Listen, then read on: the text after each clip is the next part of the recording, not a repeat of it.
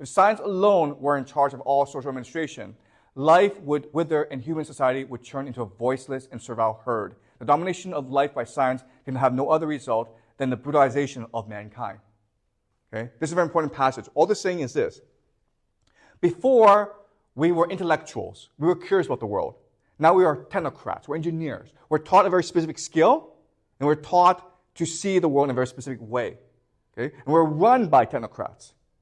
And this has led to the brutalization of mankind, because it has led to the alienation of mankind, right?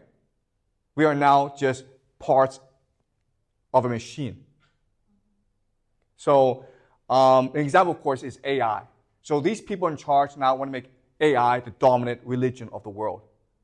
They want to make humans slave to AI. Okay? And that's what Buchanan is warning against.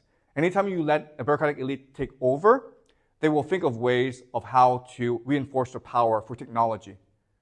And this has led to the rise of AI. Okay? Does it make sense? Okay? And this is describing China very well, right? The bureaucrats in charge, they have no imagination. They have no empathy. All they care about is, okay, are we checking off the boxes? Do you have enough food to eat? Right? Do you have a job? Well, if you have a house, if you have a job, if you have health insurance, why are you complaining? Right? So that's what Buchanan is saying. All right.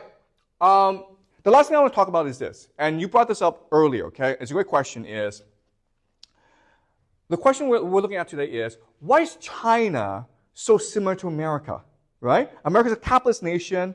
China's a communist nation.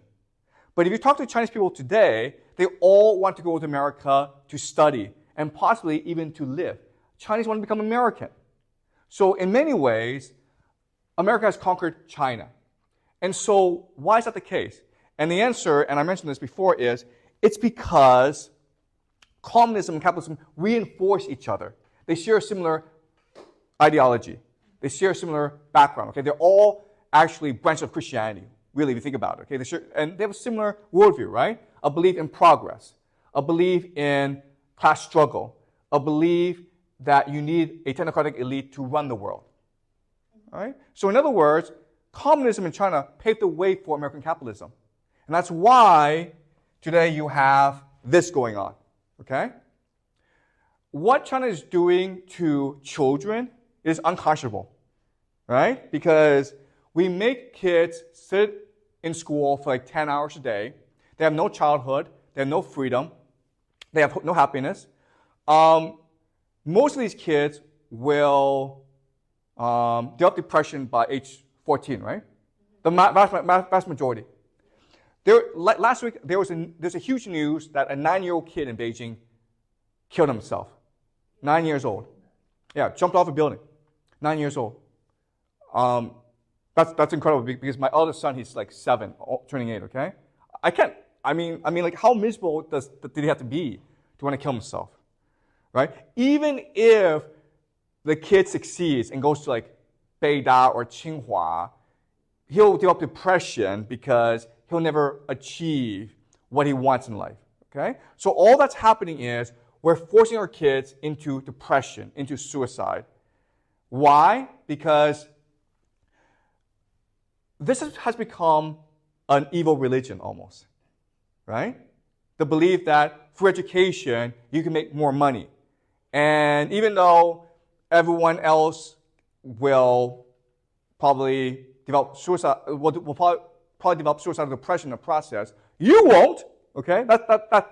I'm betting you won't, okay? It's insane. Okay? I mean, what's happening in education today? It is unconscionable and evil what we're doing to our children in China, right? And why we're doing this is because in China we've combined communism and capitalism to create the worst possible society. Okay, so why is North Korea so poor? Okay, so that's part of the capitalist brainwashing, where you measure the success of a society based on its wealth. Okay? But wealth is really just the willingness to exploit your resources, okay? And also your capacity to engage in global trade. So first of all, North Korea is heavily sanctioned. They're not allowed to trade with the world. Okay, that's the first problem. Second problem is they focus on, their religion is called self-reliance. They want to be independent of the world. Okay, so they purposely choose not to engage in the world in order to maintain the unity of their people. Okay, so that's why we call them the hermit kingdom. For them, what's important is to maintain their independence and sovereignty from the world. But that does not mean people are not happy where they are. Okay, I would argue that even though China was a lot poorer during the Cultural Revolution, people were a lot happier during the Cultural Revolution than they are today. Maybe not us, okay, but for most ordinary Chinese, they were a lot happier during the Cultural Revolution than they are today, because for them, life was simple and clear and certain. Today, you have globalization, you have the internet, you have noise, it's very confusing for people, right? And one piece of evidence is young people don't want to have any children today, whereas during the Cultural Revolution, people did want to have children because they felt that regardless of poverty, people were going into a certain life. They had health care. They had a job guaranteed for them. They had a sense of community. There was solidarity going on. Okay, so that really is the trick of capitalism, to make everyone think the same way, which is like money is everything.